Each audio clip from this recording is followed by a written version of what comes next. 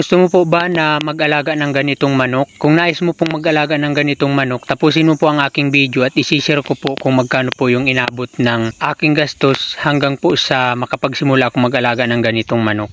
Ito po yung mga manok na paitlogin. Ang itlog po nito ay kulay puti, yung madalas nyo pong makita na tinitinda po sa palengke. Sa pagtayo ko po ng ganitong kulungan, marami po akong natipid kasi may mga materialis po dito na dito ko lang po kinuha sa aming lupa. So kung mayroon ka din pong ganitong mga materialis sa farm mo, so ganito rin po yung magiging result ng gastos mo. Kung wala ka naman pong mga ganitong materials, so yun na lang po yung ikakanvas mo at i-add mo sa mga isi-share ko po sa yung nagastos.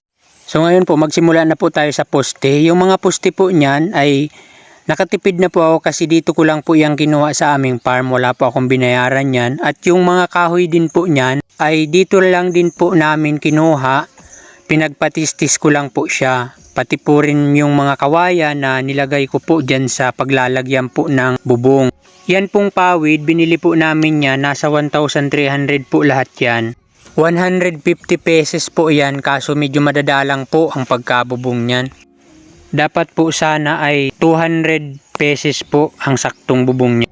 Ang sukat po pala niyan ay 11 by 12. Ang kakasya pong manok dyan ay nasa 200 piraso. Another ko pong nagastos dyan ay yung kabuuan po ng pagpatistis ko ng lahat-lahat niya, ginamit kong kahoy dyan, ay umabot po lahat ng 3,000 pesos. At kumuha po ako ng isang taong makakatulong ko, 10 araw ko lang po siyang itinulong, nagbayad po ako sa kanya ng 4,000 pesos.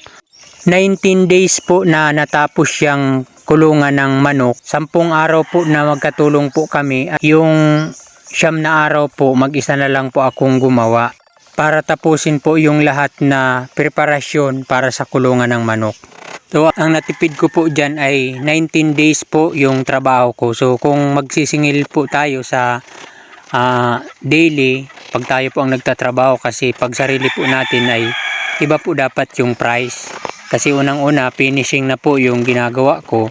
So dapat po mas mataas dun sa rate na pagkuha natin ng katulong natin. So ang nabili ko pong pako dyan ay umabot po lahat ng 1,885 pesos. At nagbili din po ako ng number 1 pong tubo or PVC. Umabot po ng 2,300 pesos. At nagbili rin po ako ng drinking water, yung para po sa manok, ay umabot din po ng 950 pesos. Basta po lahat po nakawayan dyan, pati po yung mga kahoy na ginamit po dyan. Lahat po ng hindi ko binanggit na may price, yun po ay galing lang po sa farm. So, hindi na po namin yun binili, yun po yung natipid namin. Ito po yung sinabi ko po kaninang number 1 na tubo or PVC. Ito po yung kailangan din na daanan po yan ng tubig para inuman po ng manok. So kabilaan po yan, at may gripo din po yan dun sa dulo para in case po na padadaanin mo po yung tubig or palalabasin mo ay pwede mo pong buksan. So ang tinatawag ko naman pong drinking water, yan po kasi yung tawag sa Lazada or sa Shopee pag mag-order ka. Yan po yung kulay dilaw na yan. So pag magiinom po sila, tinutuka nila po yung parang nipple dyan, bumubuhos na po yung tubig, or pag nakakagat po nila na buhos na po ng kaunti, na patak-patak na yung tubig, yun po yung naiinom nila. So hindi po nababasa yung bahog at hindi rin po maki-oras pagka magpapainom ka, kasi naka-stay din na lang po siya dyan. So alam na po nila yan kung paano sila uminom. At yung tangke naman po, so ito naman po yung natipid ko. So ito naman po yung tangke ng tubig. Sinasalina na lang po dyan pag magpapalit po ng fresh water at yung mga vitamins or gamot. So dyan po nilalagay. Yan, nakatipid din po ako dyan kasi naghanap lang po ako ng mga reject na or may mga butas na ganitong lagayan ng tubig, at yan po yung ginawa kong tangke. Tapos po kinunik ko na lang po yung PVC. So ito rin po, hiningi ko po yan dun sa tao namin na napunta dito sa farm. Hiningi ko rin po yan. So yan po yung mga natipid na hindi ko na po nabili. po nang ready na po yung lahat, ay nag-order na po ako ng manok na ilalagay dito sa aming kulungan. April 4 po ako nagpa-deliver ng manok. Ang kinuha ko po ay 100 pesos po muna. Ang bawat po piraso ay 420 po ang per piraso. Bali umabot po siya ng 42,000 pesos. Pinahila ko po siya sa kalabaw. 3 balik po siya at ang binayad ko lang po dun sa naghila 500 pesos lang po kasi sa amin din naman po yung kalabaw. So nakatipid naman din po ako ulit. Bumili na rin po pala ako ng bahog kasabay po ng pag-deliver sa akin ng manok. Yung isang sakong integrato po, ang price po dito sa amin nito ay 1,900. Tsaka po yung Bitmin Pro para po sa anti-stress ay 150 pesos. Ang total po ng nagastos ko lahat-lahat ay 57,985 pesos.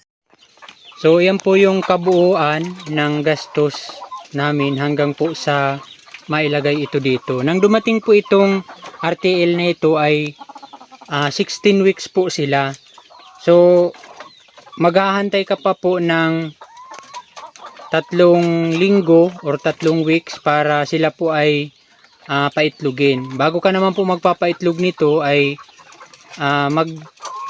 unti-unti ka muna ng paghalo ng bahog na pampaitlog doon sa kanilang patuka.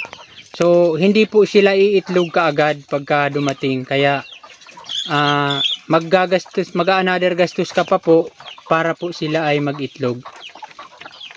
Ito naman po ay mag-iitlog po sila ng halos po 2 taon na araw-araw po silang mag-iitlog. Siyempre po may maintain din po tayo dyan na vitamins at yung mga kailangan po ng katawan nila para po sa kanilang pag-iitlog. Kaya mayroon din pong gastos at mayroon din pong income pagka sila po ay nag-iitlog na. At yung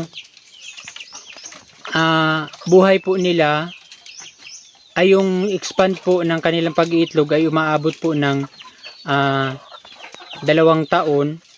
Pagka 2 taon na po ay humihina na po yung percentage po ng kanilang pag-iitlog. Minsan po ay sa 100 piraso pong manok ay mga 50% na lang po yung nag-iitlog. So kailangan na po nating palitan or i-dispose yung mga manok para hindi po tayo malugi sa patuka.